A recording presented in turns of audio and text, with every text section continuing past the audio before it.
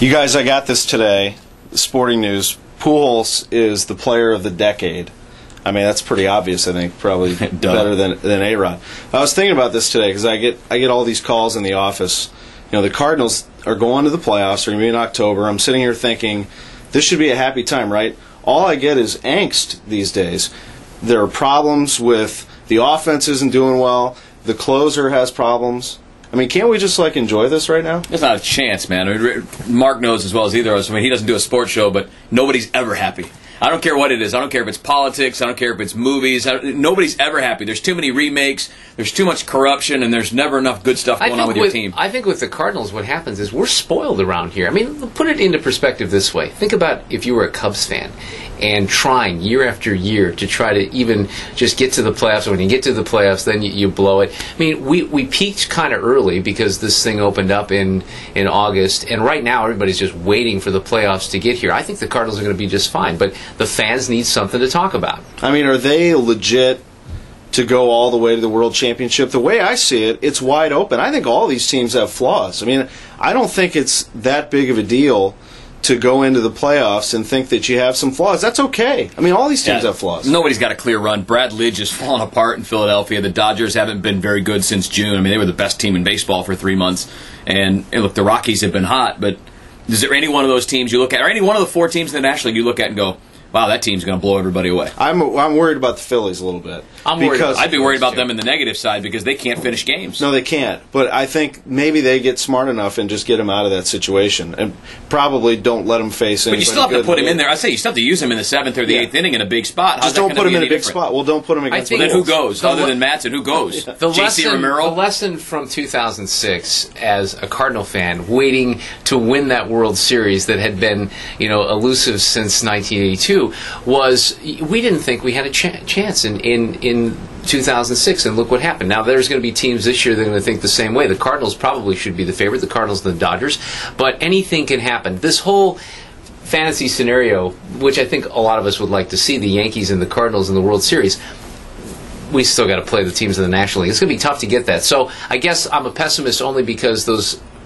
fantasy scenarios don't usually turn out. Yeah, what's funny, though, is nobody thought the Cardinals were going to win in 06, but everybody was mad at the rest of the country for picking everybody else. Yeah. Why are you picking the Mets? Right. Why are you picking the Tigers? Well, nobody here thought we were going to win either. And nobody here thought we were going to get past the first round. I did, but we'll be curious to see. We'll be curious to see what happens this year when you are the favorite. You going to give that underdog a chance just because now the hometown team is the favorite? No, I do think that the Cardinals can win the whole thing, and I think there are several teams that can. The one thing that I am a little concerned about, teams that can. If you look back to 06, it kind of makes sense because the Cardinals were playing under a lot of pressure in September, and then suddenly they get healthy and they made it, and it was like, let's go.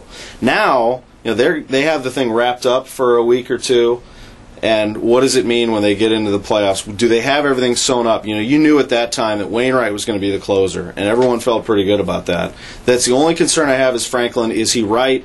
Otherwise, I think the Cardinals can run away with it in the National League as long as they don't run into a hot Phillies team. I'm concerned about, you got Ryan Howard hitting at Busch Stadium, 3 lefties in the rotation. Otherwise, I think they can get through it. The player of the decade on your team. The player of the decade, and that's going to be a big help. Yeah, what's cool, though, is that if you take the 4 teams, they're all coasting in. Nobody's got anything to play for in the last 2 weeks. True. Nobody's going to be any different. You're not going to have that team that made the push to get in, and they're hot and they're fired up and ready to go. All 4 of these teams are going to coast in the last week of the season, and really 3 of the 4 teams in the American League will too.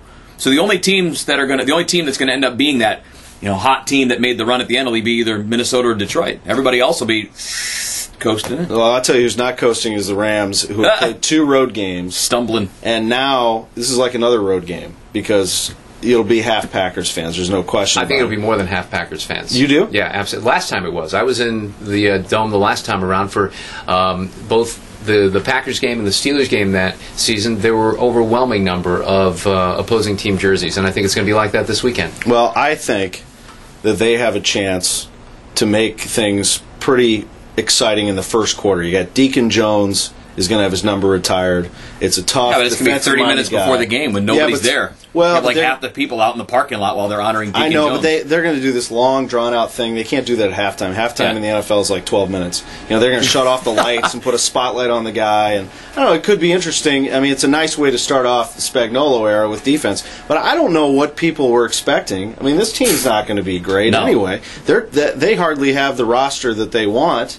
You know, in 2 or 3 years when they eventually build this thing, you know, some of that stuff's been self-inflicted. I think, you know, they had to shed some payroll so they can afford to do something later. It's going to be a long season for the Rams, but I'm not an X's and O's guy like you guys are, and I play the percentages and I watch the game as a fan. And I'll tell you what, going back to last season, nobody expected this team to beat the Cowboys. The Cowboys came in here as a big favorite into the Dome, and they handed it to Green Bay. As a Packers fan, I will tell you, because I follow this, they're beat up right now. Chad Clifton is out.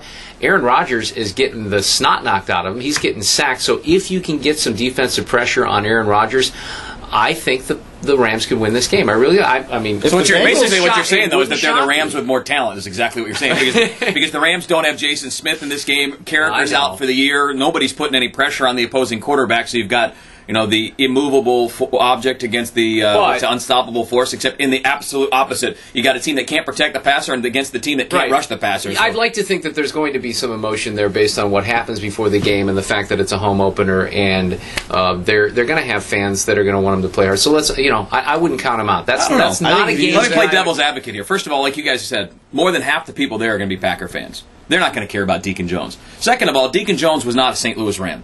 He was an L.A. Ram. I don't know how many people are making the trip from L.A. to come hang out at the Jones Dome on Sunday. I disagree. I think the Packers fans will respect that. I think I'm sure they'll respect it, but it won't change the impact and the emotion of the game. No, probably not. But Packers fans will be in there early. And I think they will make some noise for Deacon. I do. I actually think... No, I just mean the carryover for the game. I don't see how the Rams get a lift from that. Maybe not. I'm talking more... No, they're not going to get a lift from it. I'm just saying that's a nice way to start the season. Absolutely. I think that's a nice touch. Maybe the highlight of the season, honoring Deacon Jones. I mean, till the draft. Wait till April. They'll be a little bit better than that. I don't know that they're going to win the game Sunday, but I do think the Rams get better and better and better each game, and I think they will pull out some wins this year. Like you said, that people don't expect them to. Right. You're going to see a few more of those. The Lions 14-10 kind of games. I think you're going to see a lot of those low-scoring games. Yeah. All right. I think it's a high-scoring game tomorrow on Friday, Missouri and Nevada. I am slightly concerned, and I didn't think so when they dropped 69 points on them last year. Here's why I'm slightly concerned. You're talking about college kids, taking them out of class, sending them across the country. You've already messed up the whole week, and you're playing this game on Friday. First home game for Nevada. They have yet to record a takeaway all year, so they're like -8 turnover ratio. Of course, you're going to lose 2 games. They can pile up yards. As long as the Mizzou defense shows, they should be fine. I know what Wheeler's going to say. That Mizzou's going to smoke them. But I think it's going to be a little bit closer. Did you read my notes? No, but I know what you're going to say. You know what's interesting is I'm sort of shocked that the Tigers are only favored by a touchdown here. And it makes me nervous when Ackerman starts saying that he's nervous, because I wasn't nervous until about 30 seconds ago. But this is a team that has not been able to score. They have a good quarterback. Nevada's got a good quarterback, and I think that they'll put some points up on the Tigers more so than maybe we would expect. Their defense is just awful, or at least it has been the first couple of weeks of the year. So I think Mizzou's going to end up opening this up, even if it's one of those games that's close in the end. Now, what you have to hope for is that they're not playing from behind like they were in Bowling Green, because I don't think my heart can take it. Wheels, give me a score. Please, 49-20. All right, Mizzou. good. I'm serious. Good. Because I've seen Nevada play now twice. I thought coming into the year Nevada was going to be at least one of those competitive teams from a smaller conference that could scare you a little bit. They've shown nothing in the first 2 games. Their defense is terrible. They're not consistently running the ball. The quarterback you mentioned is all right. He's a big guy, about 6'6", but I don't think there's going to be a problem. And I think Mizzou had their scare against Bowling Green. They'll relax a little bit. They'll be all right. Gary Pinkel and the coaching staff seems to have... I used to be a lot more worried when we go on the road, even with games like this, but he has the team ready for these experiences. And this is a big game, because you win this, you're undefeated, and then the Cornhuskers come to town after the bye week. So I don't want to look past it, and I don't think the team... Just go ahead and look past it. Just don't look ahead to Nebraska. All the way to Thursday, October 8th. It's all right. Flag the tape on this. All right. Read this. It's good. What? That sporting. Like right now? Yes. Okay. See ya.